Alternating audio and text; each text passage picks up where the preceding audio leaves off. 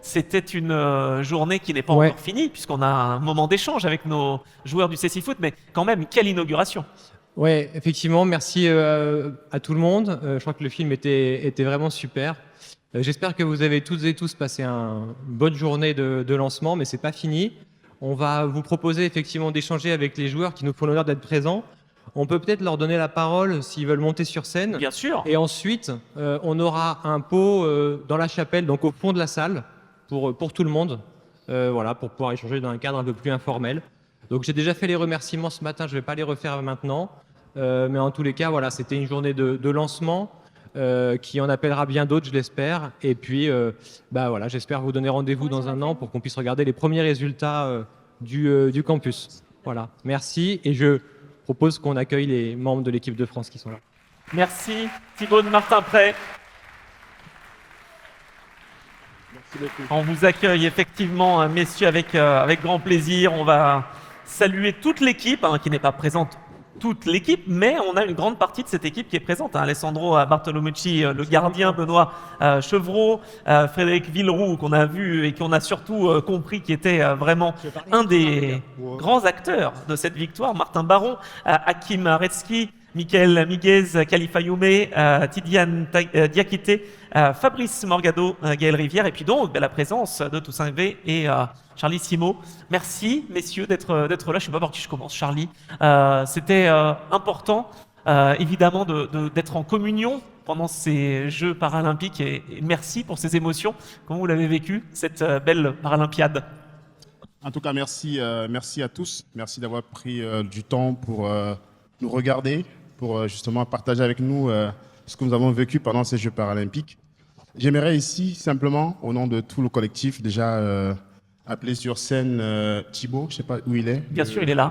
Le réalisateur. Non, le réalisateur. Ouais, oui, moi je suis à ta droite. Donc, Et aussi Emmanuel, je ne sais pas si Emmanuel il est là, le producteur de ce film-là. Emmanuel Schlumberger, effectivement. Parce que très souvent, on oublie ceux-là qui immortalisent en fait très souvent des choses comme ça qui vont nous suivre pendant toute notre existence. Donc j'aimerais ici notamment remercier Thibaut et Emmanuel. Je pense à Thibaut simplement parce que je me rappelle, je pense qu'il y a 11 mois, quand Thibaut me passe un coup de fil en me disant Charlie, est-ce que ce serait possible de se rencontrer parce qu'on peut réaliser un beau film sur le CC Foot? On m'en a parlé et tout de suite je lui ai dit écoute, on va se rencontrer et je pense qu'on fera on va pas louper le coche comme ce qu'on a fait en 2022 quand on a été champion d'Europe. Je pense qu'on fera un super truc. Donc j'aimerais ici que tous qu'on applaudisse Thibaut et notamment Emmanuel, le producteur de ce film.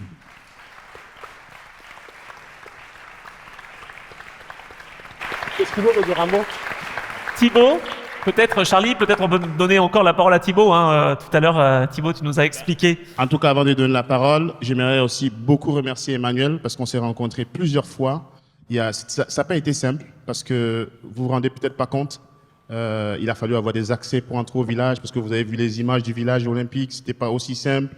Il a fallu, sur le documentaire, il n'est pas sorti à temps parce que j'ai appelé Emmanuel, il me dit il y a des choses à modifier parce que France Télévisions, il y a ça, il faut pas, ça marche pas. Voilà, je vous passe les détails, mais en tout cas, ces messieurs, en tout cas, je vous remercie encore profondément du fond du cœur parce qu'en fait, grâce à vous, on va pouvoir connaître le CC Foot, on va pouvoir savoir ce qui c'est. En fait, c'est un peu une espèce des bleus sans les yeux. Voilà, donc en tout cas, merci pour ça. Et puis si Thibaut, tu avais quelque chose à dire avant qu'on ne passe la parole au staff, parce qu'aujourd'hui, ce sont tous les stars, les staffs, les joueurs. Voilà, donc merci encore. Et si tu as quelque chose à dire... Il a quelque chose à dire, effectivement, Thibaut Ferrier. Non, rien de particulier. Simplement, vous remercier, toi, Toussaint, tous les membres du collectif, de m'avoir accueilli, de m'avoir fait confiance pour pouvoir vous accompagner dans cette aventure. Parce que quand je vous ai retrouvé au mois d'août, c'était avant tout un lieu de travail avec des enjeux énormes. Donc, merci beaucoup de m'avoir accueilli. Voilà, ça a été que du bonheur à mon petit niveau. Et si le CC Foot est connu et plus connu aujourd'hui, c'est pas du tout grâce à moi, mais c'est vraiment grâce à vous et que à vous. Et une toute petite anecdote, voilà, très, très rapide, simplement pour boucler la boucle. Pour moi, l'aventure du CC Foot et l'aventure de ce film, elle a démarré ici. Au mois d'avril dernier, j'étais en tournage à l'INJA pour faire un film pour À vous de voir pour France 5 sur Linja. Et c'est avec Charles Coudour, qui est instructeur en locomotion ici, en discutant comme ça, parce qu'on tournait une séquence ensemble entre deux portes. C'est venu dans la conversation, il m'a dit ah bah tu sais je sais pas si tu connais un petit peu le Cécifoot, mais cette année là le collectif de France de Cécifoot, c'est énorme, il va vraiment se passer quelque chose. Contacte Charlie de ma part, donc voilà, c'est ici à Linja que ça a démarré, puis que ça continue, voilà. Elle offre de belles réactions. Je vais repasser la parole à Emmanuel. Cette série, à vous de voir, hein, sur France 5, ça permet d'avoir aussi de belles émotions, pas que en sport, mais notamment en sport. C'est vrai, parce que À vous de voir, c'est une émission qui est maintenant à plus de 20 ans et qui permet donc d'avoir en France une vraie exposition, puisqu'on nous diffusait, je crois que c'est la seule émission sur la cécité qui est diffusée sur une chaîne nationale. Et ça permet donc aussi, à côté, d'exposer toute la problématique de la malvoyance. Et voilà. Merci vous aussi, France 5, quand même. Bien évidemment. Merci Emmanuel. Merci Thibaut. Je vais te passer la parole à Hakim Areski, parce que tu as le micro. Je vais en profiter. Alors, cette Paralympiade, franchement, c'était incroyable, hein. Il fallait se remettre finalement des mauvais souvenirs des autres Jeux paralympiques et se mettre surtout dans la dynamique des bons résultats de 2022. Et ça a été fait, Hakim.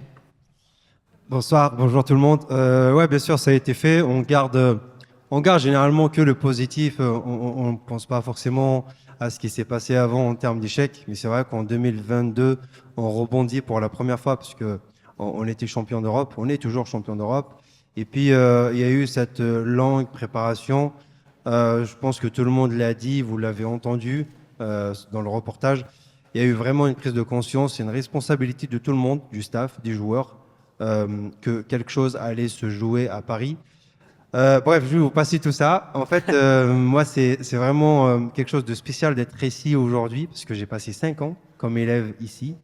Donc, je vais plutôt m'adresser aux jeunes qui sont là, notamment ceux qui se lancent dans le Cécifoot. J'ai découvert le Cécifoot pour ma part, comme vous, ici, à l'Institut national des jeunes aveugles, avec Charles notamment, qui est là, que je remercie infiniment pour ces moments, il y a 20 ans, en 2004.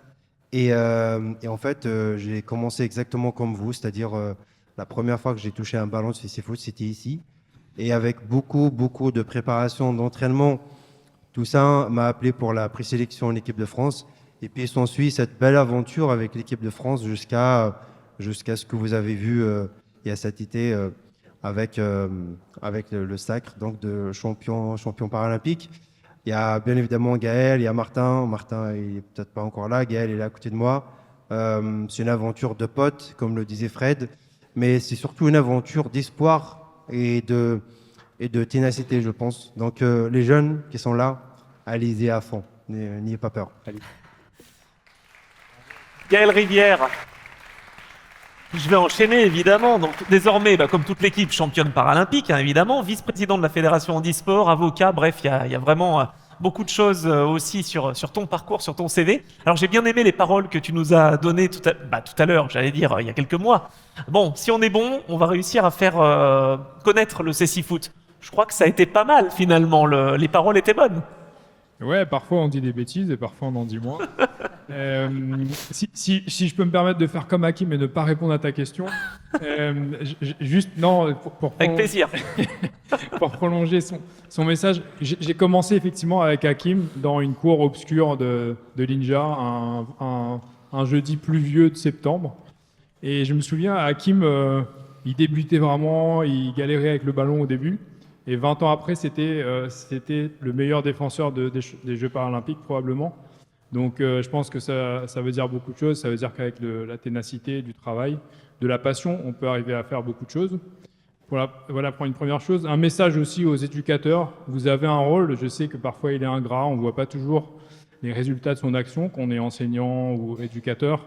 Mais si on n'avait pas trouvé, nous, sur notre chemin, des éducateurs qui se disent on a envie de mettre ces jeunes-là au sport, de leur donner envie de pratiquer, de peut-être s'investir un peu plus que ce que normalement on devrait faire, et on ne serait sans doute pas là. Et puis un message encore à vous élèves, et peut-être un message à relayer à vos parents.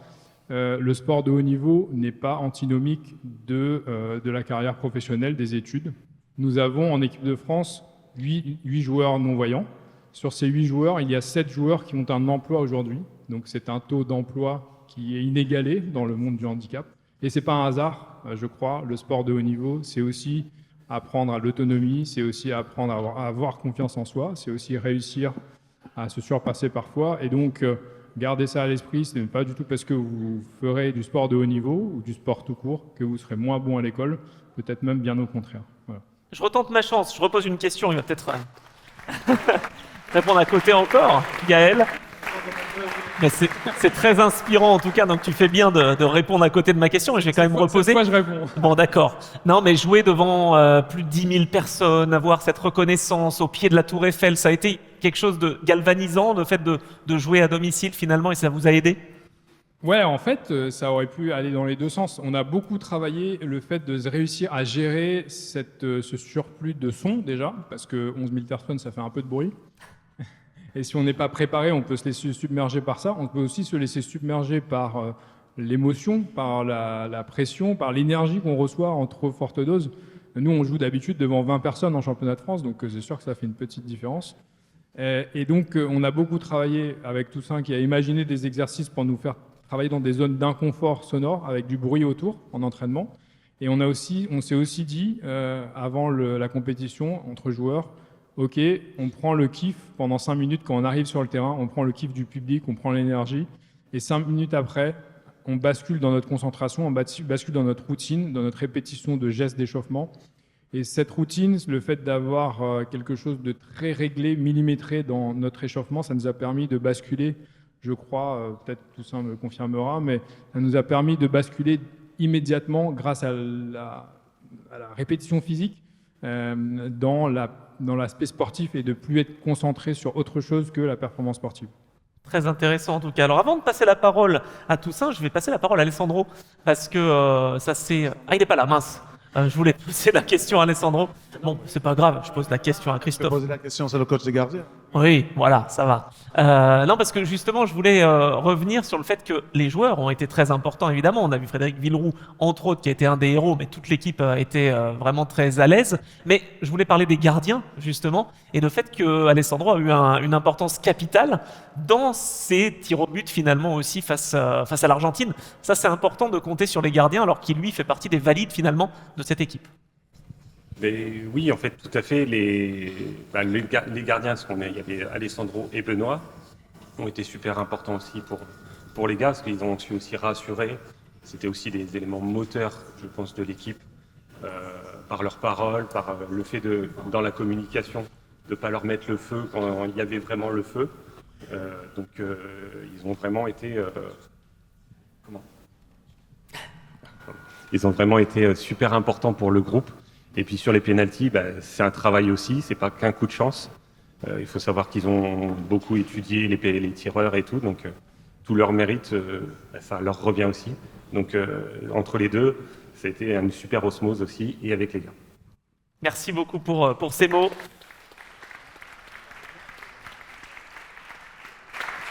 Et je finis par le sélectionneur. Alors j'ai confondu les gardiens, mais c'est pas grave, je vais terminer par le sélectionneur. Donc Toussaint Akvé, c'est vrai que ce collectif, c'était important de le motiver, évidemment. On a bien compris qu'il y a des moments clés, il fallait donner les bonnes indications, pas être submergé aussi par la pression. C'est ça aussi le rôle du sélectionneur, de pouvoir arriver, après la médaille d'argent en 2012, à finalement succéder au Brésil, qui avait été la seule équipe qui avait réussi à être championne paralympique. Ben voilà, la France a réussi à succéder au Brésil.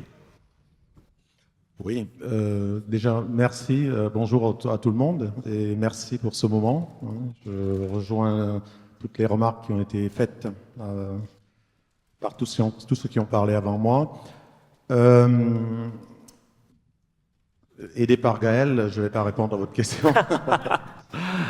Je vais juste dire plusieurs petites choses. C'est que la performance n'est pas le fruit du hasard, hein.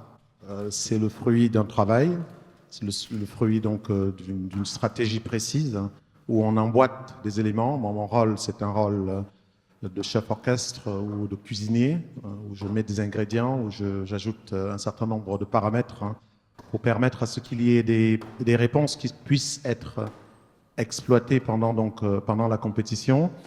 Ce que je voulais relever, parce que vous avez constaté, là, on s'exprime de manière complémentaire comme dans une équipe, et on aborde des aspects très différents chaque fois que vous nous interrogez.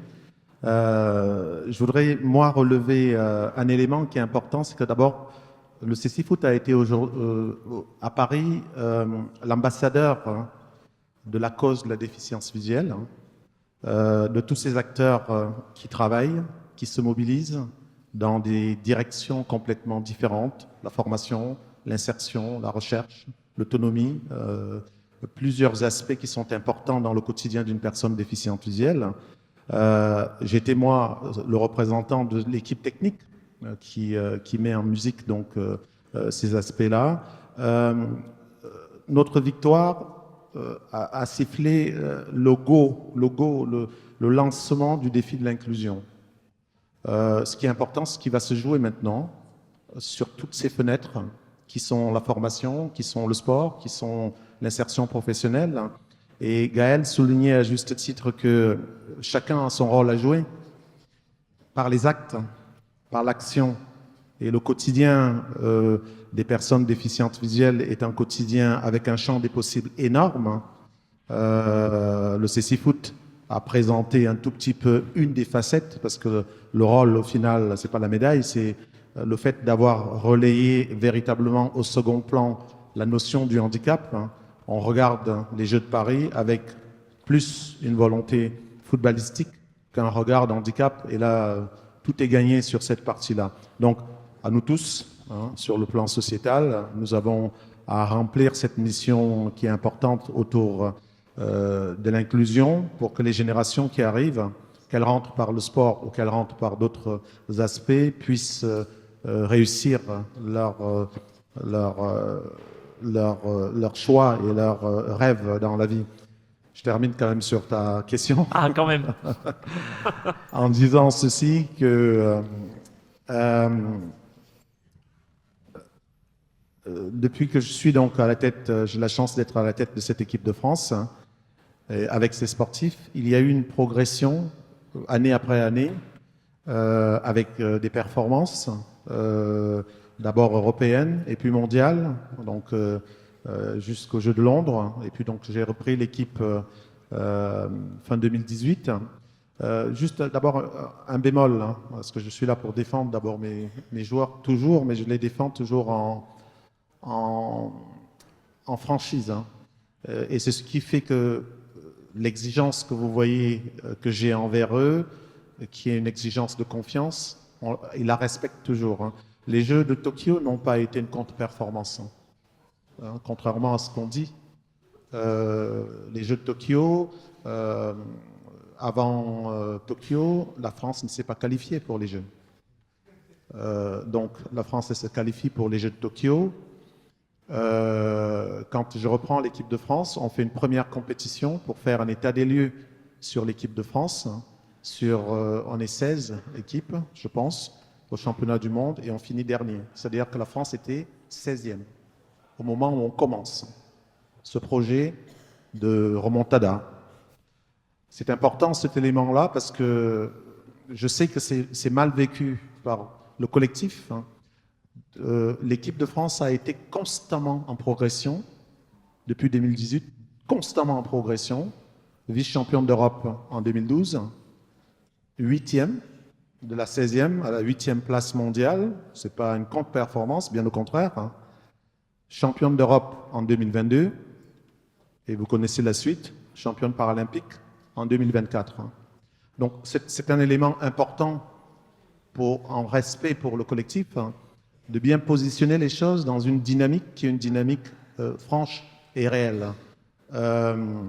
Donc, les atouts, Gaël l'a dit, pour les Jeux de Paris, il a fallu préparer le collectif dans quelque chose qu'on ne connaissait pas, notamment apprivoiser le public qui était à certains moments au début de la compétition potentiellement un adversaire, parce que vous en doutez, quand un joueur élimine le dernier défenseur, d'ailleurs on l'a vu dans quelques matchs, le public crie, sauf que crier pour mon joueur qui a le ballon, ça devient une situation de handicap importante. Donc, en amont, il y a eu des phases de préparation qui nous ont permis de nous mettre dans les conditions. On a eu des séances d'entraînement où on travaillait avec des ballons non sonores.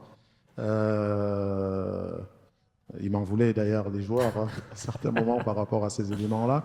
Mais ce qui est important, c'est on s'est toujours appliqué et la confiance, la détermination, l'envie, ce collectif-là a excellé, chacun à sa place, le staff comme les joueurs, pour permettre à ce que Paris soit une réussite.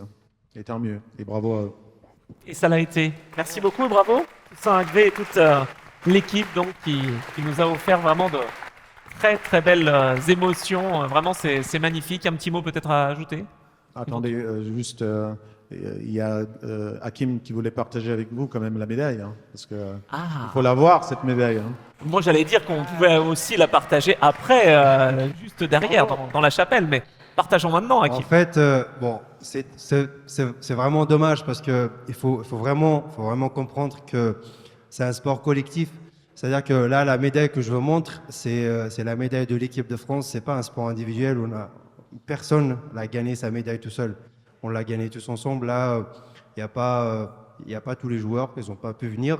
Mais voilà, c'est important, comme je l'ai dit tout à l'heure, pour moi déjà de ramener cette médaille. Ça se trouve, c'est la première médaille d'or qui rentre ici à l'INJA. Et pourtant, l'INJA a fabriqué des champions, notamment Gaël, Martin. Il y a eu d'autres athlètes, d'autres disciplines.